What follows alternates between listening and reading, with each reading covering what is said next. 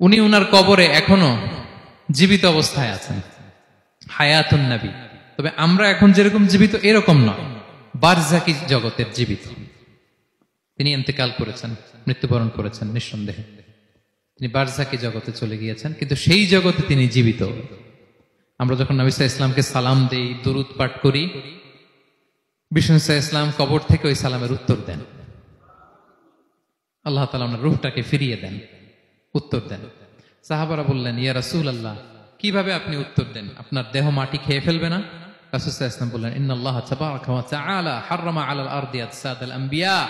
আল্লাহ তাআলা নবীদের দেহকে নষ্ট করা মাটির জন্য হারাম করে দিয়েছেন। কোন মাটি কোন নবীর দেহকে টাচ করতে পারে না, নষ্ট করতে পারে না। নবীরা কবরে জীবিত, সেখানে সালাত আদায় করে, তাদেরকে স্পেশাল রিজিক দেয়া হয়। এটাকেই বলা হয় হায়াতুন নবী। তিনি বারজাকি জগতে জীবিত।